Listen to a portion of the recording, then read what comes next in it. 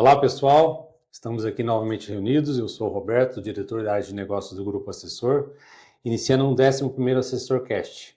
Hoje o tema é o terceiro setor, um tema muito falado, né? Eduardo, Rafael, o Tribunal de Contas é muito forte nessa questão do terceiro setor. E eu queria aqui que o Eduardo e o Rafael se apresentassem, para que o pessoal conheça vocês, a nossa parceria e como tudo isso funciona. Muito obrigado. Primeiro, obrigado pela oportunidade. É sempre um prazer estar aí junto com você. Eu tenho 40 anos de experiência profissional e os últimos 21 dedicados à administração pública. Então, sou um grande entusiasta do terceiro setor, estudo o tema e vamos tentar contribuir aí com o tema hoje. Maravilha. Olá, Rafael? sou Rafael, sou engenheiro de sistemas, trabalho nessa área de desenvolvimento de software e soluções computacionais há uns 14 anos. Assim como o Eduardo, a gente atua no terceiro setor há pelo menos uns 13, já com uma vasta experiência, trazendo soluções tecnológicas para ajudar as prefeituras, ajudar as entidades do terceiro setor. E muito obrigado pelo convite. Maravilha.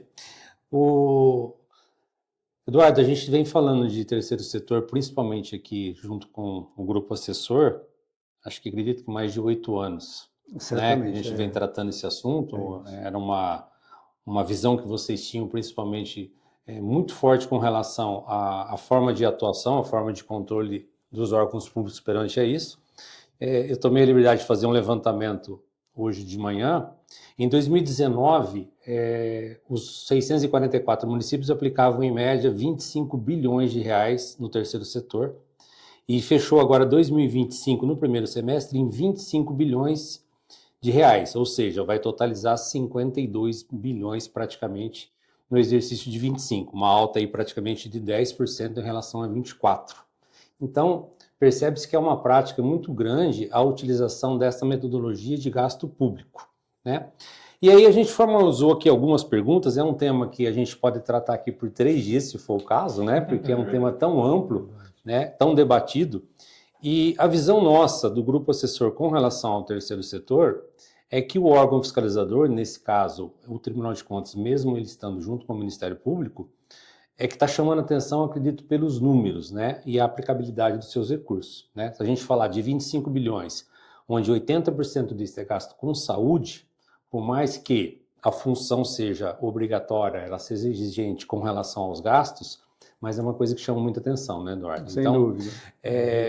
A gente formalizou algumas perguntas que até para a gente trocar algumas ideias da experiência de vocês, até para que o nosso público tenha um entendimento melhor sobre isso, e até por se tratar agora de uma obrigatoriedade de prestação de conta, que é a fase 5 do projeto Aldesp.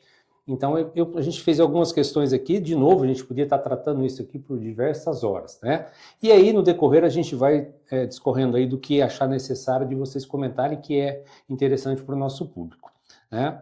Na visão de vocês, o que o terceiro setor, dentro da realidade dos municípios, se tornou tão estratégico para a gestão pública? É muito nítido que a administração pública direta não tem condições de atender a todas as demandas da sociedade, né? Quer seja na área da saúde, educação, cultura e esporte. E o terceiro setor é muito relevante nesse sentido. Ele consegue estar mais próximo, não só do beneficiário, como geograficamente. Então, é por isso que ganha relevância. Esses números que você traz, você vê que só aumentam, né? E são números muito relevantes.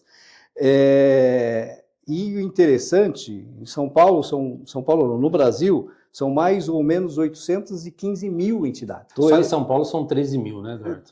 Você veja que 41% disso está no Sudeste, né? Então, é um volume muito grande também de entidades, né?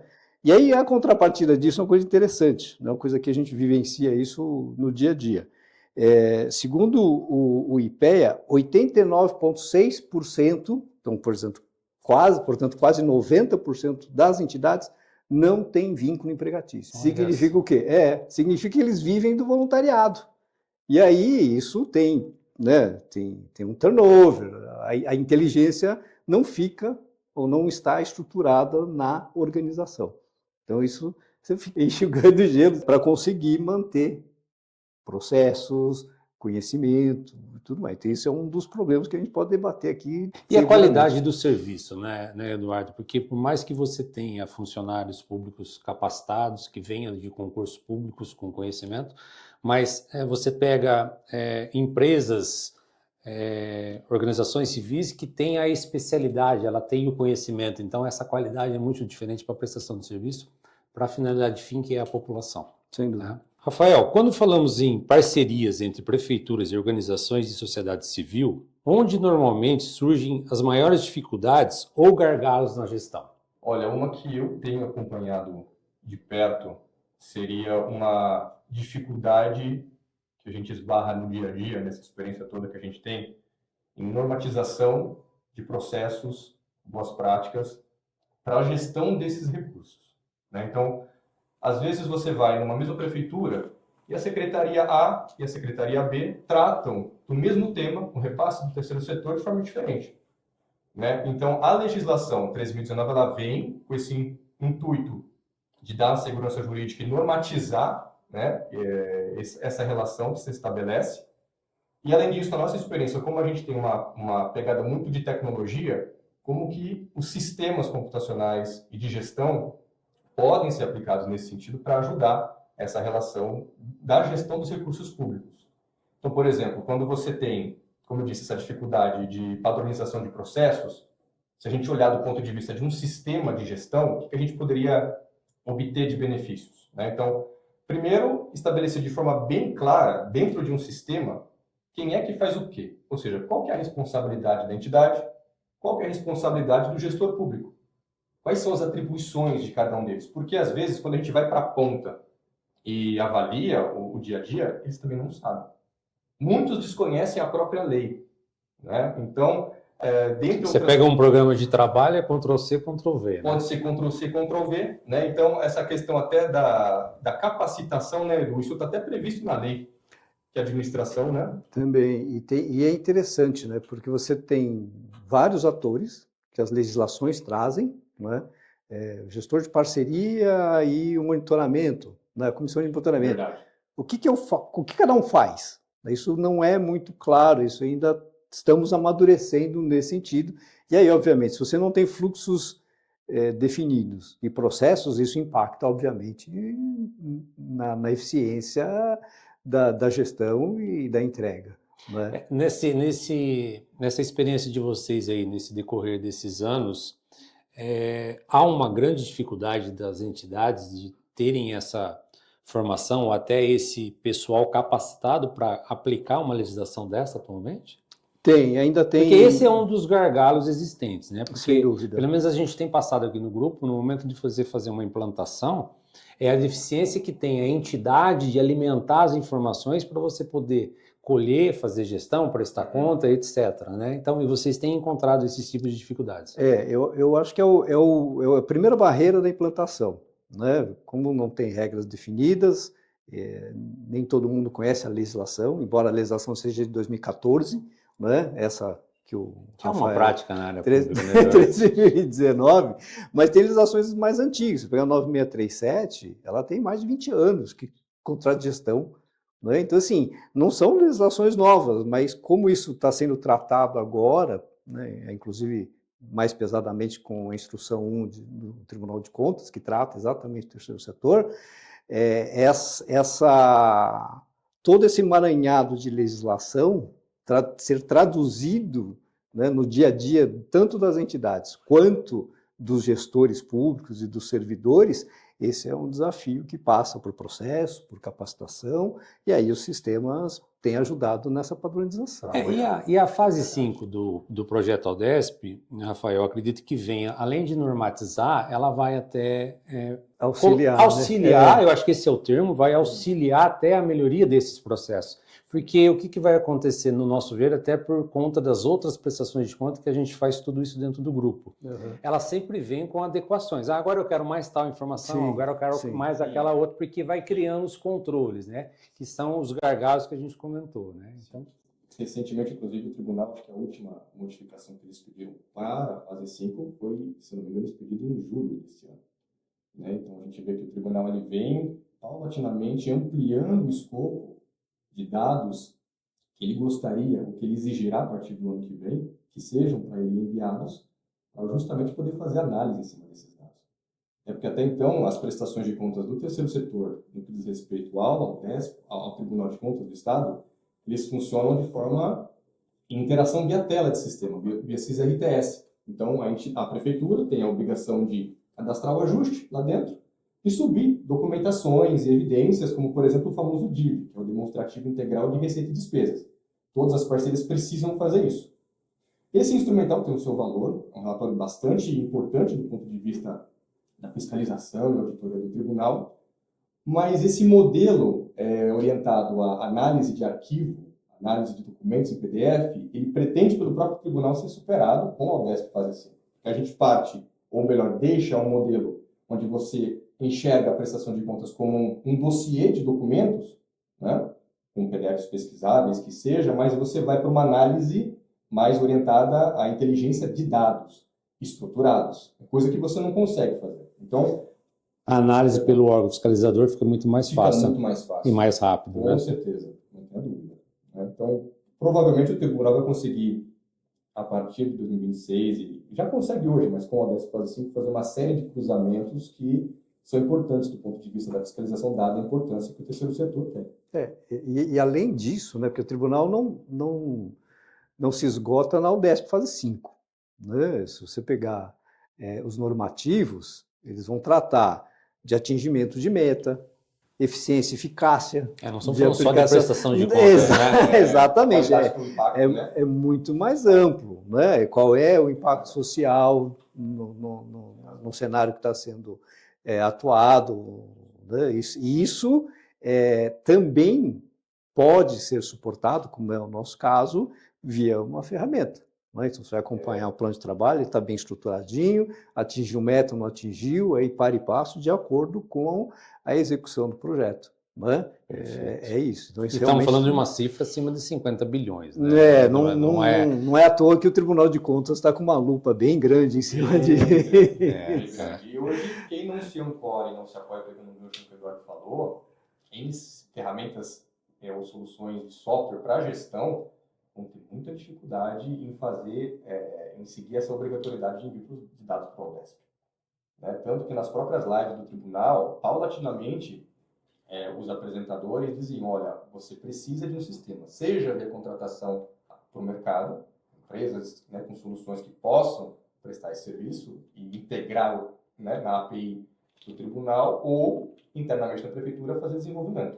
Mas não há mais essa possibilidade de fazer prestação de conta manualmente, ou envio em uma tela de dados. Então, a sistematização desse processo, ela é inevitável. Eu acho, Rafael, até que essa verbalização do próprio órgão fiscalizador, ele já coloca dessa forma, porque ele vai exigir mais coisas ali na frente. Né? Então, ele fala, já tenha um sistema, já fique preparado, porque nós vamos exigir mais coisas de vocês. Solicitação de informações, prestações de conta, dados, etc, etc. Exatamente. Muito bem. Eduardo, nesses 21 anos, você começou cedo, né? Você começou com 7, gentileza, né? Sua. O que você vê que mudou nos últimos anos, no termos de exigência, transparência e responsabilidade na relação município com as organizações? É interessante, né? A Lei Federal 3.019, que o pessoal conhece popularmente como Marco Regulatório das OSCs, não é nem exagero chamar de marco regulatório, porque trouxe uma série de obrigações de transparência, não só do órgão público, que a gente já teria outras legislações que tratam disso, né? Mas também para a entidade. Né? Então, a entidade tem uma série de deveres de transparência também. E, alguns anos atrás, acho que você vai até se lembrar, o próprio Tribunal de Contas fez fiscalizações ordenadas no estado inteiro, assim, né? Mas direcionado às entidades. Né? E aí notificou as prefeituras dizendo, olha, essas entidades suas não estão cumprindo com transparência. Então, começou a alargar, né, o olhar de fiscalização, né, também para a entidade. além de, mais recentemente, você trazer aí o controle interno das prefeituras também, tendo que dar parecer em cima de prestação de contas, enfim. Então, acho que há um arcabouço jurídico e de processo que está se formando, né, nesses anos, de realmente, não é só mandar arquivinho para o Odesp, não é? Que é uma obrigação, mas realmente olhar para a gestão, olhar para o resultado, controle interno, controle externo, controle social. Acho que está ficando E do que bem realmente bacana. isso está gerando resultado lá para a população. Lá na população. Pegando um gancho que o Eduardo está falando também, essa questão da transparência, da ampliação, da necessidade de ter mecanismos de transparência. A própria legislação 3.019, ela fala que os atos da prestação de contas, ela deve necessariamente estar publicado em portais eletrônicos. Então, de novo, mais essa necessidade da sistematização, justamente para que os dados da prestação de contas e os atos, né, que são gerados nesse momento de prestação de contas e ao longo da parceria, precisam necessariamente estar publicados. Né? Então, o sistema também contribui para esse tipo de finalidade. O portal da transparência. Me permita, ainda na linha da transparência, uma experiência curiosa. Nos clientes que nós estamos, essa transparência das entidades acabou revertendo de forma positiva para elas. Por quê? Porque lá elas conseguem demonstrar onde e como o recurso está sendo gasto. Né? Então, tem foto, tem evidência da execução.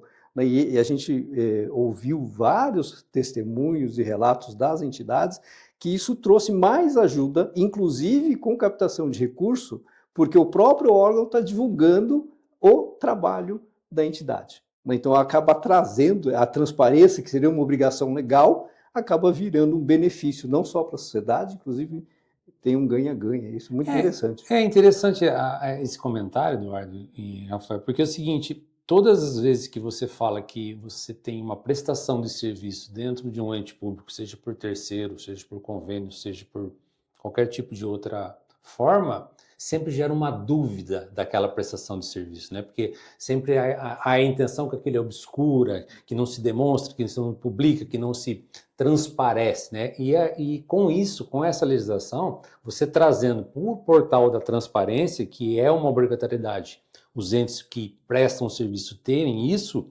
é isso que você acabou de falar, porque ela se demonstra ou ela se publica tudo aquilo que ela está fazendo de uma forma que ela fala assim, a população olha e fala assim, realmente é isso que está acontecendo, é assim que acontece, porque eu presenciei, eu fui lá seja numa área da saúde, do social, do turismo, e eu presenciei esse fato, então realmente facilita muito a vida para eles. Então, de um certo modo, além de você ter uma obrigação da prestação de contas, de tudo isso que a gente comentou, mas também traz uma certa...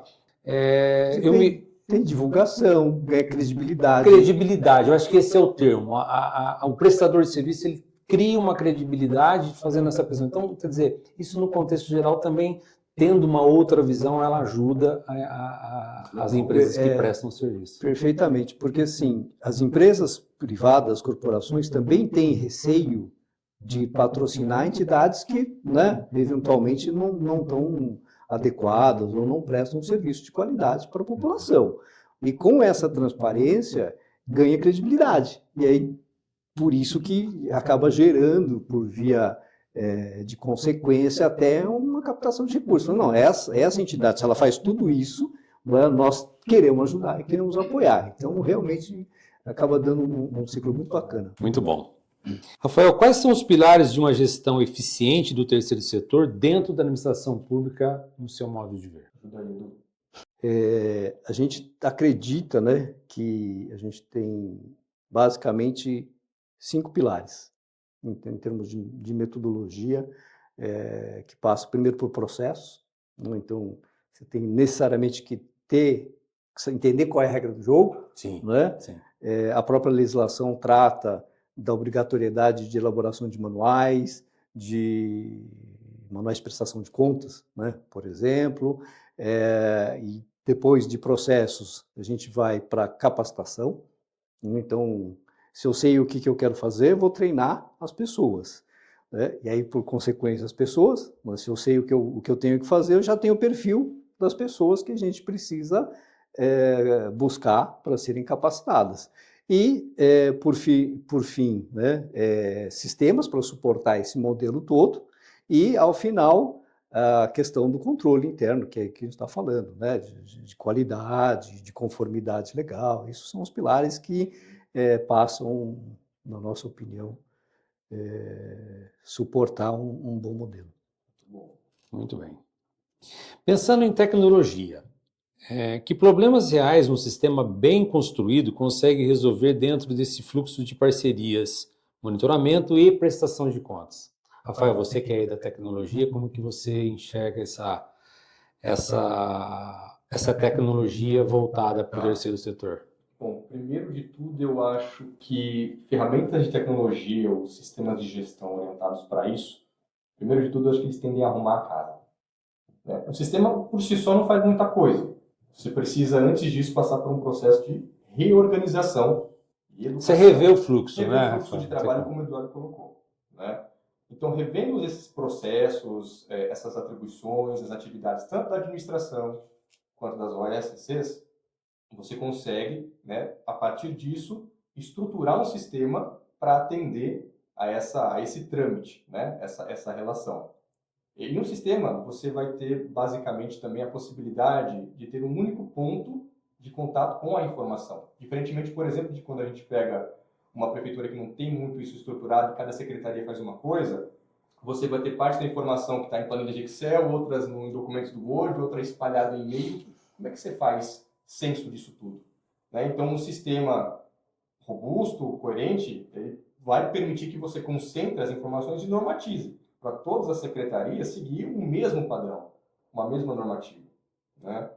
Além disso, ferramentas de sistema, por exemplo, elas vão permitir coisas do dia a dia, mas que são muito úteis para o gestor, que seriam emissões de alerta sobre, está vencendo um contrato com o fornecedor tal. A gente precisa ver se tem que ter algum procedimento interno de renovação contratual, ou até mesmo o próprio ajuste. Vai vencer daqui 3 meses, o que a gente precisa fazer? Tem que fazer um aditivo? Não tem? Né, para a própria administração se organizar, né? E dentro de um sistema você vai conseguir necessariamente estabelecer qual que é o papel da entidade e qual que é o papel da administração nesse jogo entre os dois. Então, a entidade que recebe o recurso, ela tem a responsabilidade de executar, né, o objeto do plano de trabalho celebrado, e a administração pública de fazer a devida fiscalização e acompanhamento. Então, um sistema vai permitir que a entidade, de forma inteligível, processe esses dados, gere entradas nesse sistema para que a administração possa fazer o trabalho dela e avaliar, julgar, apreciar a prestação de contas. E aí, pegando um gancho, né, com esse acirramento da fiscalização que o Eduardo falou no começo, em especial agora com a Aldesp, não tem como fugir. Você precisa de um sistema para justamente poder fornecer esses dados para a Aldesp. Porque quem pega a documentação da Aldesp e a estuda, você vai ver que ela exige uma miríade, uma infinidade de informações de dados, que se você não tiver um sistema, você vai ter que sair catando em diversas secretarias, departamentos da administração, né? Então, essa questão do tribunal de normatizar tudo isso, eu acho que um sistema vai necessariamente contribuir grandemente, né? É interessante isso, né? Porque a gente está falando de Aldesp, né? Que é um tema que atinge a todos. Porque é uma prestação de contas, né? Por isso que é o tema, né? Mas é interessante que ele começa... Independente disso, você teria que ter um produto de qualquer forma para poder controlar para ou fazer a tudo gestão. isso, né? Exatamente esse é o ponto, né? Que você começa, na verdade, com o empenho e a liquidação do repasse do ente para a entidade, né? E aí, esse é só o começo da responsabilidade pelo rastreio do dinheiro. Então, um sistema além de coletar dados estruturados e fazer o envio, né, via metodologia JSON, enfim, aquela que for estabelecida, fazer o rastreio desse recurso. Saiu, caiu na conta, essa conta é uma conta específica da parceria, né? Esse recurso tem que estar distribuído num plano de trabalho já pré-estabelecido lá no planejamento, aí você vem executando, vem juntando nota fiscal, faz conciliação bancária, não é? Aí, ao final, você vai juntar a evidência tem prestação de contas e a UDESP sai como resultado. Né? Se olhar para aquilo que o tribunal pede, é exatamente isso, desde o início da liquidação da despesa até a comprovação do gasto. Né? Então, é esse o sistema nessa linha, só para contribuir. Aí, E uma questão da UDESP é que o foco, nesse momento, é na prestação de contas. Somente, né?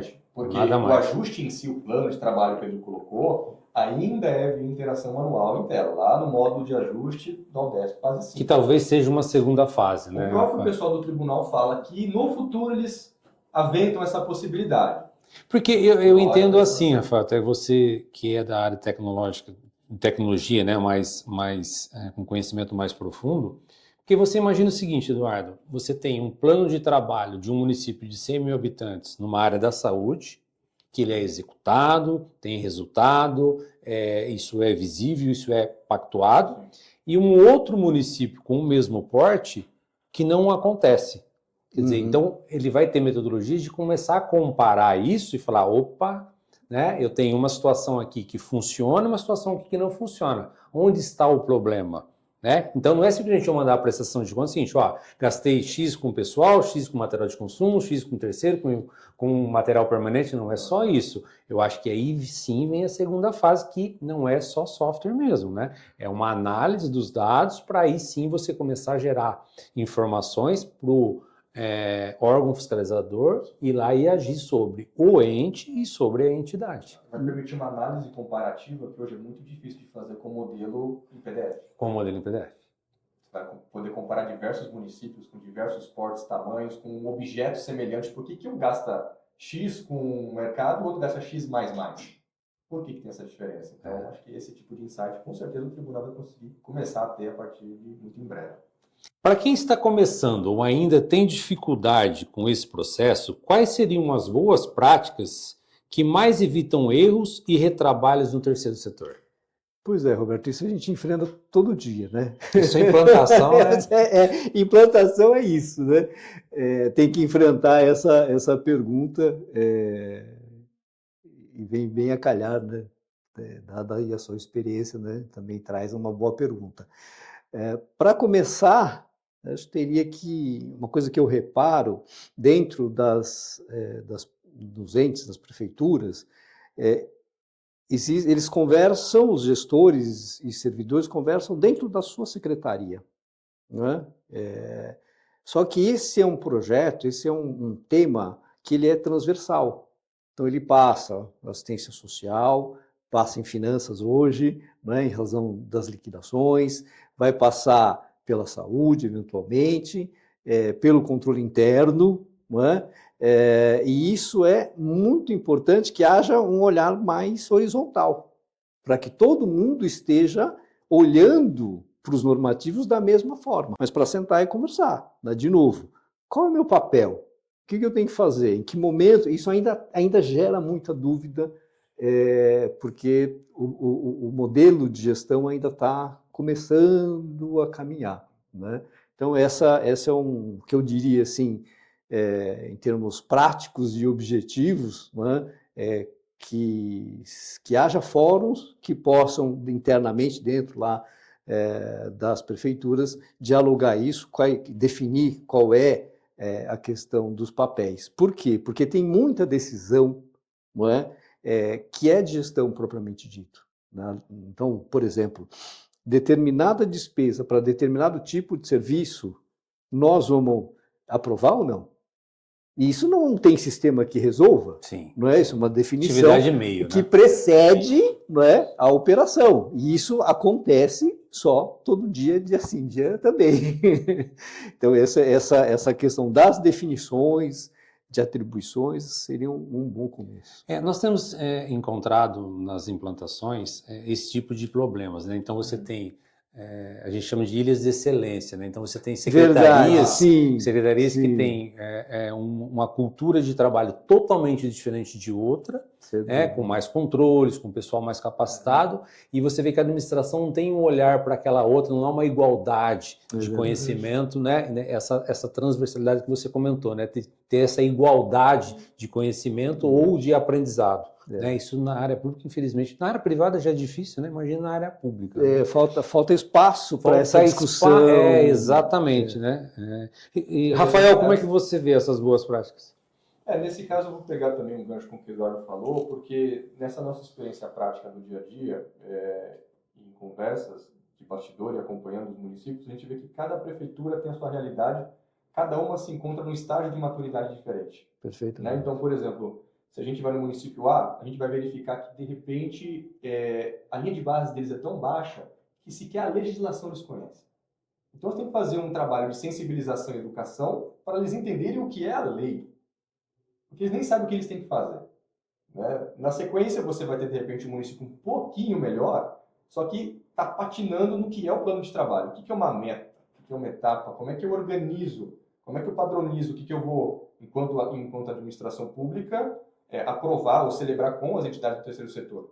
E a partir daí a gente vai galgando os municípios até chegar, de repente, naqueles que têm maior excelência, que estão olhando lá do ponto de vista, talvez, do controle interno, indicadores, eficiência, impacto social. Então, acho que nesse ponto a gente vê uma realidade bastante diversa em termos de maturidade. E é uma escadinha, né?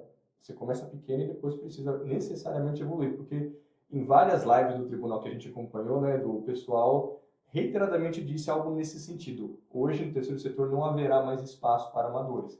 Então, existe a necessidade cabal de ter capacitação e qualificação de quem vai atuar nesse meio. Senão, não só das entidades, das prefeituras, mas principalmente das entidades. Você organiza a casa e aí você leva, né, estruturado, você leva para o ente parceiro. Fala assim, olha, gente, está definido que essa é a regra do jogo, essa é a brincadeira. Muito bem. Olhando para o futuro, como que vocês enxergam a evolução da gestão do terceiro setor e o papel da tecnologia nos próximos anos? Eu acho que a gente falou um pouco disso, né? De como que o órgão fiscalizador vai atuar, o que isso vai trazer de melhorias, principalmente para a população, mas no contexto geral, Rafael, como é que você imagina isso para os próximos anos? Olha, porque a tendência, desculpa, a tendência aqui, até devido aos números, né, teve um aumento em média, de 11% a 12% todo ano, né? Então, quer dizer, cada vez mais isso deve ampliar, né, Eduardo? Sem dúvida. Eu acredito que sim. Então, pegando essa experiência que nós estamos tendo com o Aldesp, a gente repara que o tribunal, né, vem, ao longo desses anos, fomentando uma série de discussões para justamente estabelecer um modelo de fiscalização para que o órgão principal, que é o tribunal, possa fiscalizar mais adequadamente os municípios jurisdicionados. Então, bom, a gente está vivendo um advento da inteligência artificial, né? Talvez seja muito presunçoso da minha parte aqui dizer que ferramentas muito elaboradas de IA vão ajudar o tribunal, mas é uma tendência que a gente pode, talvez, desenhar para o futuro. Né? Essa questão das comparações ou, de repente, sinais de alerta que uma própria inteligência bem treinada possa varrer esses dados, que eu acho que é um absurdo. Trazer informações até por região, para o próprio tribunal, né? Tribunal, isso aqui está meio esquisito, acende o sinal vermelho. Né? Então, algo nessa linha de trabalhar com Big Data, Analytics bem pesado, eu acho que é uma tendência que, do meu ponto de vista, é irreversível. Não sei o que eu penso.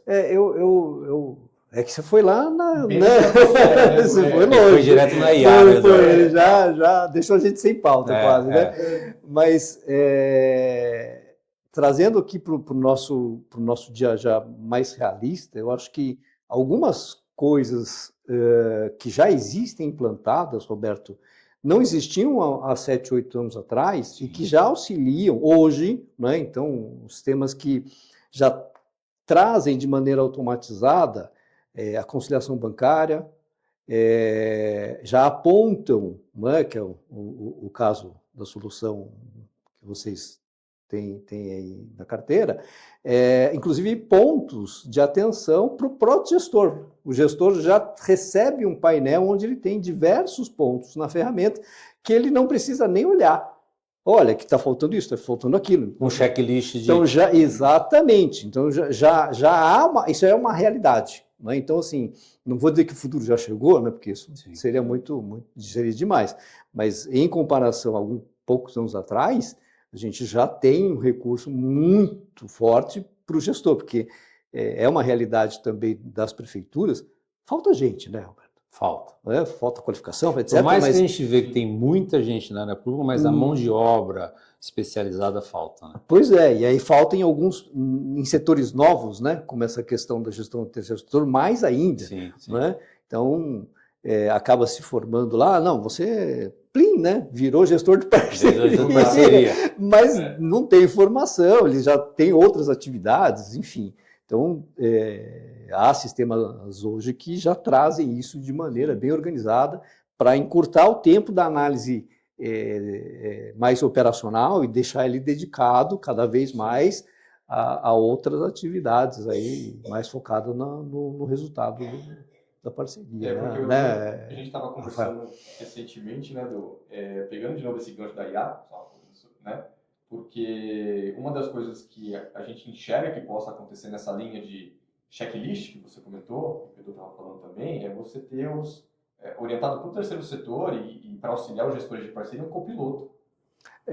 Então, assim, o senhor gestor, o que o senhor precisa fazer? Eu lendo aqui, eu ia, né, analisando esses dados, o senhor precisa verificar isso e mais aquilo. Né? Então, uma forma de, já que a mão de obra às vezes não é qualificada, se você tem uma ferramenta robusta que orienta e orquestra esse raciocínio do que é que pode dar problema, ou de quais são os principais apontamentos, as principais falhas do dia a dia, isso alivia muito a carga de um gestor. Especialmente aquele que, como o Dudu colocou, do nada vira gestor de parceria. Sim.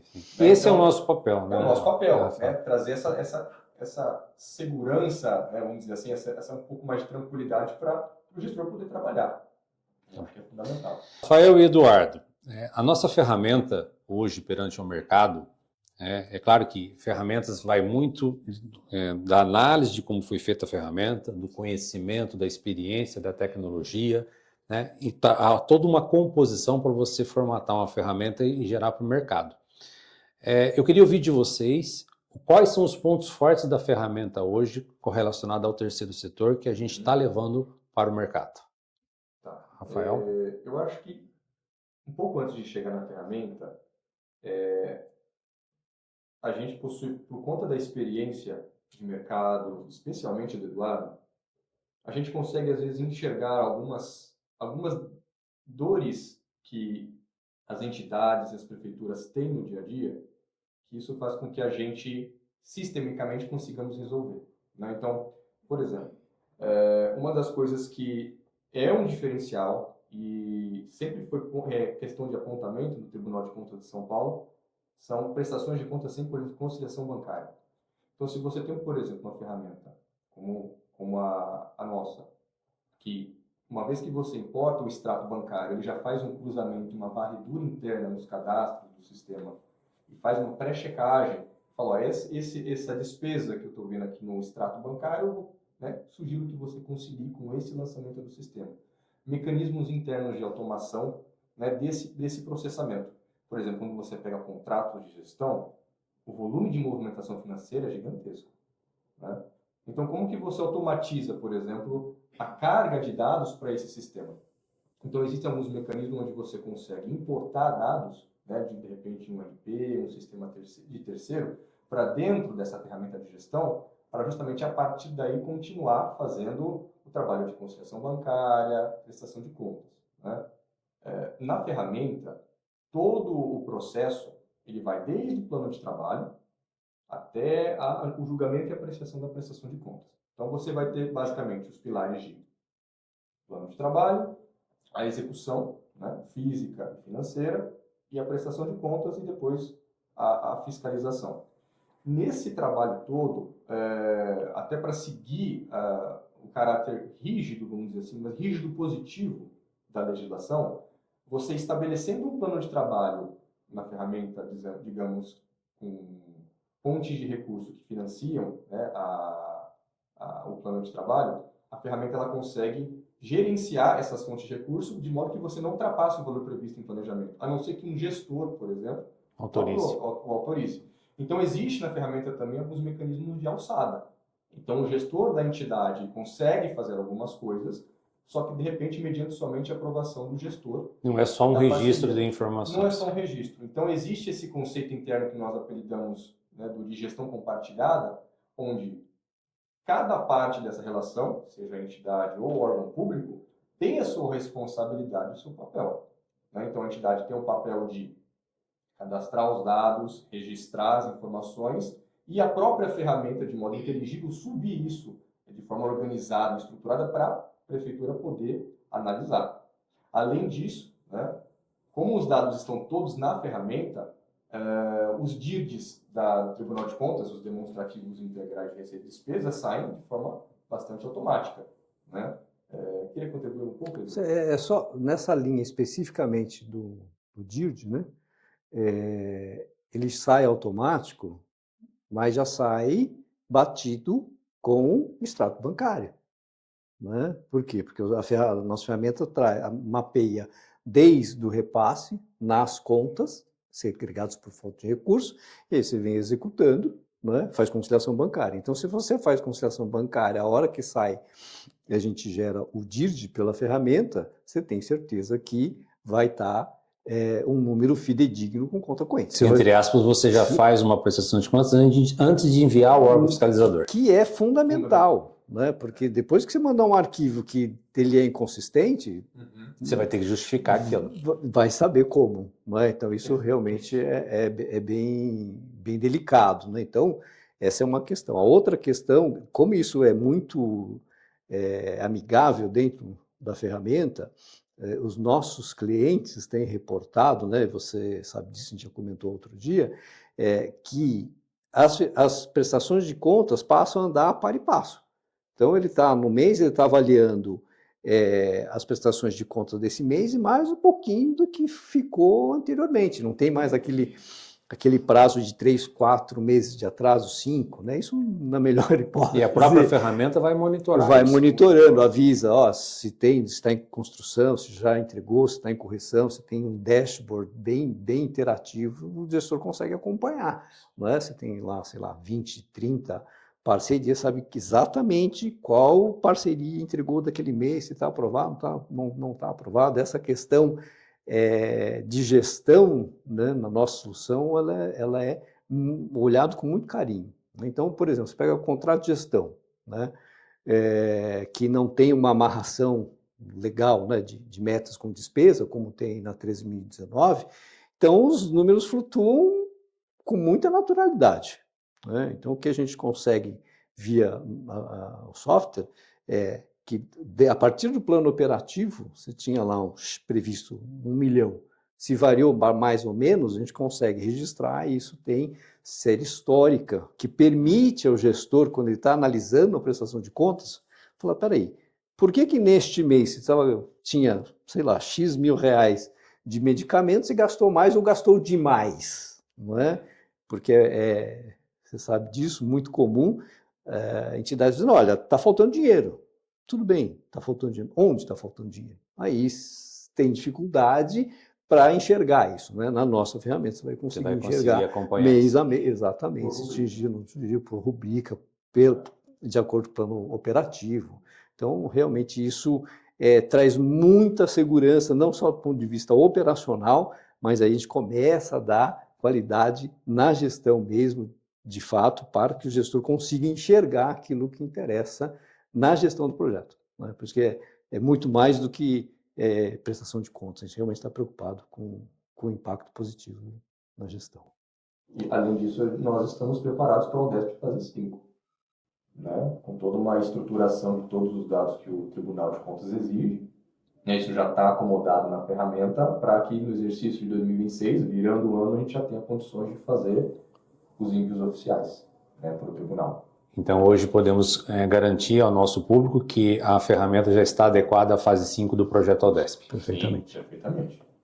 Roberto, inclusive a gente tem registrado, deixa eu pegar aqui, do exercício de 24 que a gente conseguiu apurar internamente, mais de 8 bilhões de recursos de repasse no terceiro setor gerenciado pela nossa ferramenta, né? Mais de 18 mil prestações de contas eletrônicas. 18 mil sem prestações de papel, contas. exatamente. Toda a Eu ia tramitação, comentar isso, sem papel, tudo sem via papel, ferramenta. Toda a tramitação, documentação, relatórios, tudo trafega eletronicamente dentro da própria ferramenta, né? A gente gerencia mais de 3.500 ajustes, né, celebração de parceria entre a administração e as entidades, e mais de 1.100 entidades atendidas também nessa relação. Muito bem. Pessoal, vamos finalizar então essa conversa do terceiro setor, como a gente comentou no início, né? Uma conversa que a gente poderia ficar aqui diversas horas tratando o assunto de tanta relevância que tem. Mas eu queria agradecer ao Eduardo, ao Rafael pela oportunidade de a gente estar trocando essa experiência e levando ao nosso público esses conhecimentos, esses números que eu achei muito interessante, né? Que, às vezes a gente não se preocupa tanto com o número, mas você vê a responsabilidade que nós temos perante a população de estar fazendo todo esse tipo de controle. E, então eu queria agradecer e espero encontrá-los uma nova oportunidade aqui junto com o grupo assessor. Rafael? Roberto, eu que agradeço. Obrigado, Edu, também pela participação conjunta. Muito obrigado pela oportunidade. Espero também te encontrar nas próximas vezes. Obrigado. Muito obrigado. Obrigado, Roberto. É sempre um imenso prazer estar com você. Pessoalmente, né? A gente já se conhece há bastante tempo.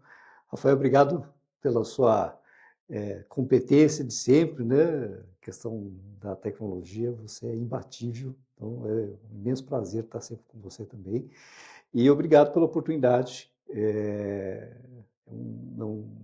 Tenho um amor muito grande por essa causa.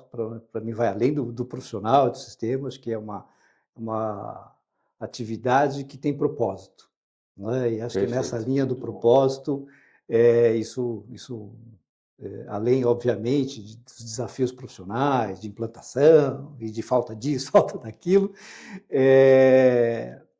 poder contribuir, né, com uma atividade que é muito árdua por parte das entidades, né, e também dos gestores públicos, ainda que de maneira muito humilde, para mim é um imenso prazer e estar falando desse tema também, um prazer maior ainda, principalmente aqui na sua casa. Muito obrigado. Agradeço vocês, obrigado por participar do nosso AssessorCast e espero encontrá-los vocês. Vocês podem acompanhar esse conteúdo e outros em nossas redes sociais. Dê o nosso joinha e estamos à disposição de vocês.